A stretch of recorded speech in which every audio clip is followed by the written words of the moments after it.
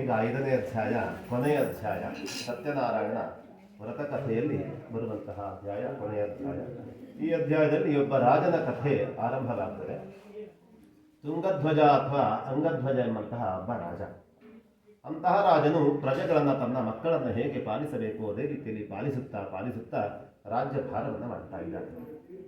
ರಾಜ್ಯಭಾರವನ್ನು ಮಾಡ್ತಾ ಇರುವಾಗ ಒಮ್ಮೆ ಅರಣ್ಯಕ್ಕೆ ತೆರಳುತ್ತಾನೆ. ಕೈಯಲ್ಲಿ ಶಸ್ತ್ರಗಳನ್ನು ಸ್ವತಃ ತಾನು ಹಿಡಿದುಕೊಂಡು ಅಲ್ಲಿ ಸಿಂಹ, ವ್ಯಾಘ್ರ, ಕಾಡೆಮ್ಮೆ ಮೊದಲಾದಂಥ ದುಷ್ಟ ಪ್ರಾಣಿಗಳನ್ನು ಸ್ವತಃ ತಾನೇ ಸದೆಬಡಿತಾನಂತೆ. ಒಂದು ದಿವಸ ಬಾಯಾರಿಕೆ ಆಯಿತು.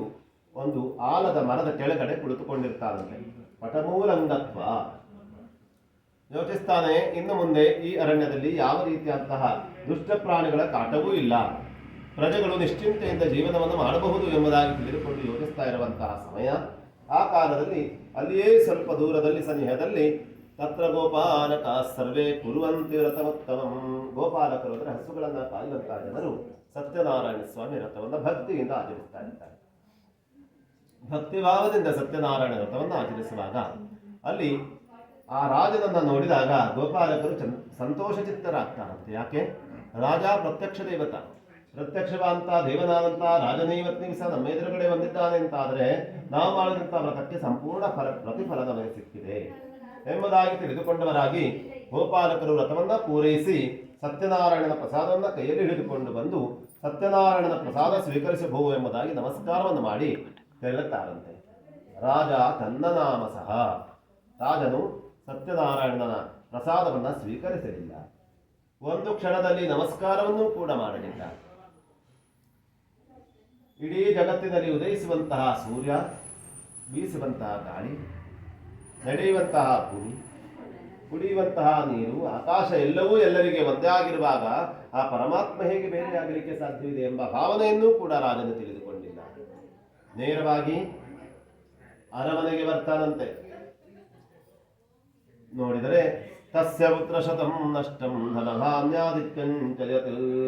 ಅರಮನೆಗೆ ಬರುವಷ್ಟರಲ್ಲಿ ಬೇರೊಂದು ರಾಜ್ಯದ ಸೈನಿಕರು ಬಂದು ತಮ್ಮ ರಾಜ್ಯವನ್ನ ಹತೋಟಿಯಲ್ಲಿ ಇಟ್ಟುಕೊಂಡಿದ್ದಾರೆ. ಹೆಂಡರು ಮಕ್ಕಳನ್ನ ಸೈನಿಕರನ್ನ ಸೋಲಿಸಿದ್ದಾರಂತೆ, ತಮ್ಮ ಹತೋಟಿಯಲ್ಲಿ ಇಟ್ಟುಕೊಂಡಿದ್ದಾರಂತೆ. ಆಗ ರಾಜ ಯೋಚಿಸ್ತಾನೆ, ಜ್ಞಾನಿಗಳನ್ನ ಕರೆಸ್ತಾನಂತೆ. ಜ್ಞಾನಿಗಳು ಹೇಳ್ತಾರೆ, ದೈವದ್ರೋಹವನ್ನು ಮಾಡಿದ್ದೀಯ ನೀನು. ಯತ್ರ ದೇವಸ್ಯ ಪೂಜನಂ. ಏನಿರಬಹುದು ದೈವದ್ರೋಹ? ಎಲ್ಲಿ ಗೋಪಾಲಕರು ಭಕ್ತಿಯಿಂದ ಭಗವಂತನನ್ನ ಪೂಜಿಸಿದರು ಅಂತಹ ಪೂಜೆಯ ಪ್ರಸಾದವನ್ನು ನಾನು ಸ್ವೀಕರಿಸಲಿಲ್ಲ. ಅಷ್ಟೇ ಅಲ್ಲದೆ ಒಂದು ಕ್ಷಣದಲ್ಲಿಯೂ ನಮಸ್ಕಾರವನ್ನು ಮಾಡಲಿಲ್ಲ. ಇದೇ ನಾನು ಮಾಡಿರ್ತಕ್ಕಂತಹ ದೈವದ್ರೋಹ. ನಾನು ಪಾಪಿಯಾಗಿದ್ದೇನೆ. ನನಗೆ ರಾಜ್ಯ ಬೇಡ, ಅರಮನೆ ಬೇಡ, ಸಂಪತ್ತು ಬೇಡ, ಐಶ್ವರ್ಯ ಬೇಡ, ಅಧಿಕಾರ ಬೇಡ. ಎಲ್ಲವನ್ನ ತೊರೆದು ನಾನು ಎಲ್ಲಿ ತೆರಳಬೇಕು? ಗೋಪಾಲಕರ ಸನ್ನಿಧಿಗೆ ಅಂತ ಹೇಳಿ ಆ ಅರಣ್ಯಕ್ಕೆ ಬರ್ತಾನಂತೆ ಆ ರಾಜ. ಆ ಗೋಪಾಲಕರು ಹೇಳ್ತಾರಂತೆ, ಅರಣ್ಯದಲ್ಲೇ ಬೆಳೆದಂತಹ ಪತ್ರೆ, ಹೂವು, ಹಣ್ಣು, ನೀರುಗಳನ್ನು ನಾವು ತಂದುಕೊಡ್ತೇವೆ. ಆದರೆ ಭಕ್ತಿ ಮತ್ತೆ ಶ್ರದ್ಧೆ ಹೇಳುವಂಥದ್ದು ನಿನ್ನಲ್ಲಿರಬೇಕು. ದೀಪದ ಜ್ವಾಲೆ ಹೇಳುವಂಥದ್ದು ಬರಬೇಕು ಅಂತ ಆದರೆ ಆ ಎಣ್ಣೆ ಮತ್ತೆ ಬತ್ತಿ ಎರಡರ ಅವಶ್ಯಕತೆಯು ಹೇಗೆ ಇದೆಯೋ ಆ ಪ್ರಕಾರದಲ್ಲಿ ಭಗವಂತನ ಅನುಗ್ರಹ ಎಂಬಂತಹ ಜ್ವಾಲೆ ನಿನಗೆ ಸಿಗಬೇಕು ಅಂತಾದರೆ ಶ್ರದ್ಧೆ ಮತ್ತೆ ಭಕ್ತಿಯಿಂದ ನೀನು ಪರಮಾತ್ಮನ ಆರಾಧಿಸು. ನಿಜವಾಗಿಯೂ ಕೂಡ ನನ್ನ ಕಷ್ಟ ಪರಿಹಾರವಾಗ್ತದೆ ಅಂತ ಹೇಳಿ ಉಪದೇಶವನ್ನು ಮಾಡ್ತಾರಂತೆ ಗೋಪಾಲಕರು. ಗೋಪಾಲಕರ ಉಪದೇಶದಂತೆ ರಾಜನು ಬಹಳಷ್ಟು ದಿವಸಗಳ ಕಾಲ ಅರಣ್ಯದಲ್ಲೇ ಇದ್ದವನಾಗಿ ಸತ್ಯನಾರಾಯಣ ವ್ರತವನ್ನ ಭಕ್ತಿಯಿಂದ ಆಚರಿಸ್ತಾರಂತೆ. ವ್ರತದ ಪ್ರಭಾವದಿಂದ ಒಂದೊಂದೇ ಕಷ್ಟಗಳನ್ನು ಪರಿಹರಿಸಿಕೊಳ್ತಾನಂತೆ. ಅಷ್ಟೇ ಅಲ್ಲದೆ ಪುನಃ ಸಂಪತ್ತುಗಳನ್ನು ಪಡೆದುಕೊಳ್ತಾನೆ, ರಾಜ್ಯವನ್ನು ಪಡೆದುಕೊಳ್ತಾನೆ. ಬಹಳಷ್ಟು ವರ್ಷಗಳ ಕಾಲ ರಾಜ್ಯಭಾರವನ್ನು ಸುಭಿಕ್ಷವಾಗಿ ಮಾಡ್ತಾರಂತೆ. ಹೀಗೆ ಆ ರಾಜನ ಕಥೆಯನ್ನು ಹೇಳ್ತಾರೆ. ಈ 5 ಅಧ್ಯಾಯದ ವಿಶೇಷವಾದಂತಹ ತತ್ವ ಏನು ಅಂತಂದ್ರೆ, ಬ್ರಾಹ್ಮಣ, ಕ್ಷತ್ರಿಯ, ವೈಶ್ಯ, ಶೂದ್ರ ಈ 4 ವರ್ಣದವರ ಕಥೆ ಹೇಳುವಂಥದ್ದು ಇಲ್ಲಿ ಉಲ್ಲೇಖವಾಗಿದೆ. ವ್ಯಾಪಾರಿಯ ಕಥೆ ಅಂದರೆ ವೈಶ್ಯ, ರಾಜನ ಕಥೆ ಕ್ಷತ್ರಿಯ, ಗೋಪಾಲಕರು ಶೂದ್ರರ ಕಥೆ, ಅದೇ ರೀತಿಯಲ್ಲಿ ಬ್ರಾಹ್ಮಣನ ಕಥೆ. ಈ 4 ವರ್ಣದವರು ಕೂಡ ತಮ್ಮ ಇಷ್ಟಾರ್ಥಗಳನ್ನು ಪಡೆದುಕೊಳ್ಳಬಹುದು ಅಂತ ಆದರೆ ಈ ಭಗವಂತನ ಆರಾಧನೆ ಮಾತ್ರ ಸಾಧ್ಯ. ಆ ವ್ರತವನ್ನು ಮಾಡಿದ್ದರಿಂದ ಸರ್ವರೂ ಕೂಡ ತಮಗೆ ಬೇಕಾದಂತಹ ಸಂಕಲ್ಪವನ್ನು ಈಡೇರಿಸಿಕೊಳ್ಳಲಿಕ್ಕೆ ಸಾಧ್ಯವಿದೆ ಎಂಬಂತಹ ತತ್ವ ಹೇಳುವಂಥದ್ದು ಇಲ್ಲಿ ಬಿಂಬಿತವಾಗಿರ್ತಕ್ಕಂಥದ್ದು. ಅಂತಹ ಆ ಸತ್ಯನಾರಾಯಣ ಕಥೆ ಹೇಳುವಂಥದ್ದು ಸ್ಕಂದ ಪುರಾಣದ ಏವಾಖಂಡದಲ್ಲಿ ಬರುವಂಥದ್ದು. ಈ ವ್ರತವನ್ನು ಯಾರು ಮಾಡ್ತಾರೋ, ಕಥೆಗಳನ್ನು ಯಾರು ಕೇಳ್ತಾರೋ ಅವರೆಲ್ಲರೂ ಕೂಡ ತಮ್ಮ ತಮ್ಮ ದುಃಖ ಶೋಕಗಳನ್ನು ಶಮನ ಮಾಡಿಕೊಳ್ತಾರಂತೆ. ಬಡವನಾದವನು ಶ್ರೀಮಂತನಾಗ್ತಾನೆ, ಸ್ತ್ರೀಯರು ಸೌಭಾಗ್ಯವತಿಯರಾಗ್ತಾರೆ, ಯಾರಿಗೆ ಸಂತತಿ ಇಲ್ಲವೋ ಅವರು ಸಂತಾನವನ್ನು ಪಡೆದುಕೊಳ್ತಾರೆ. ಸರ್ವತ್ರ ವಿಜಯಪ್ರದಂ. ಯಾವ ಉದ್ದೇಶಕ್ಕೋಸ್ಕರವಾಗಿ ಸತ್ಯನಾರಾಯಣ ಸ್ವಾಮಿ ವ್ರತವನ್ನು ಮಾಡ್ತಾರೋ ಅಂತಹ ಸದುದ್ದೇಶವನ್ನ ಕಲಿಯುಗದ ಕಾವಲಿ ಇರುವಂತಹ ಸತ್ಯನಾರಾಯಣವನ್ನು ಗುರುಸ್ತಾನೆ, ಇದರಲ್ಲಿ ಸಂದೇಹವಿಲ್ಲ. ವಿಶೇಷತಃ ಕಲಿಯುಗೆ ಲಘು ಪಾದೋಸ್ತಿ ಭೂತರೆ. ವಿಶೇಷವಾಗಿ ಕಲಿಯುಗದಲ್ಲಿ ಸತ್ಯನಾರಾಯಣ ಸ್ವಾಮಿ ವ್ರತವು ಶ್ರೇಷ್ಠವಾಗಿರ್ತಕ್ಕಂಥ ವ್ರತವು ಅತ್ಯಂತ ಶೀಘ್ರವಾಗಿ ವರವನ್ನು ಕೊಡತಕ್ಕಂಥ ವ್ರತವು ಎಂಬುದಾಗಿ ಸೂತರು ಶೌನಕಾದಿ ಮಹಾಮುನಿಗಳಿಗೆ ಸ್ಕಂದ ಪುರಾಣದ ನಿರಾಕರಣದಲ್ಲಿ ಶಿವಪಾರ್ವತಿ ಸಂವಾದ ರೂಪ ಅಂತ ಕಥೆಯನ್ನು ಹೇಳಿದರು ಎಂಬಲ್ಲಿಗೆ ಕೊನೆಯ ಅಧ್ಯಾಯಕ್ಕೆ ಮಂಗಳವನ್ನು ಹೇಳ್ತೇವೆ. ಸ್ವಸ್ತಿ ಪ್ರಜಾಭ್ಯ ಪರಿಪಾಲಯಂತಾಂ ನ್ಯಾಯೇನ ಮಾರ್ಗೇಣ ಮಹಿಂ ಮಹಿಷಾಃ ಗೋಬ್ರಾಹ್ಮಣೇಭ್ಯ ಶುಭಮಸ್ತು ನಿತ್ಯಂ ಲೋಕಾಃ ಸಮಸ್ತಾಃ ಸುಖಿನೋ ಭವಂತು.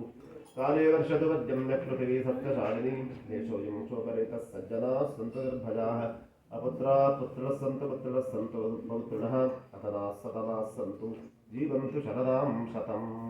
ಅನೇನ ಕಥಾಶ್ರವಣ ಪಠನ ವಿಧಿ ಕರ್ಮಣಾಶಿ ಸತ್ಯನಾರಾಯಣ ಪ್ರೀಯತಾಂ.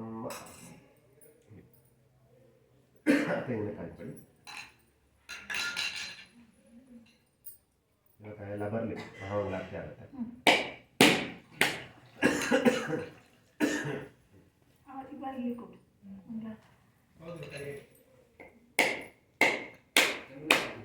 ಹಾಗೆ ನೀವು ಒಂದೊಂದೇ ಹೂವಿನಿಂದ ಪೂಜೆ ಮಾಡಿ. ಸಪರಿವಾರ ಶ್ರೀ ಸತ್ಯನಾರಾಯಣಾಯ ನಮಃ. ಪುನಃ ಪೂಜಾಂ ಕರಿಷ್ಯೆ. ಧ್ಯಾಯಾಮಿ ಧ್ಯಾನಂ ಸಮರ್ಪಯಾಮಿ. ಆವಾಹಯಾಮಿ ರತ್ನಮಯ ಸಿಂಹಾಸನಂ ಸಮರ್ಪಯಾಮಿ. ಸ್ವಾಗತಂ ಸಮರ್ಪಯಾಮಿ. 5 ಸಲ ನೀರು ಬಿಡಿ. ಪಾದಾರವಿಂದಯೋಃ ಪಾದ್ಯಂ ಸಮರ್ಪಯಾಮಿ. ಅರ್ಘ್ಯಂ ಸಮರ್ಪಯಾಮಿ. ನಾಚಮನೀಯಂ ಸಮರ್ಪಯಾಮಿ. ತಪಯಾಮಿ. ಸ್ನಾನಂ ಸಮರ್ಪಯಾಮಿ. ಸ್ನಾನಾನಂತರಮಾಚಮನೀಯಂ ಸಮರ್ಪಯಾಮಿ. ವಸ್ತ್ರ ಉಪವಸ್ತ್ರಂ ಸಮರ್ಪಯಾಮಿ.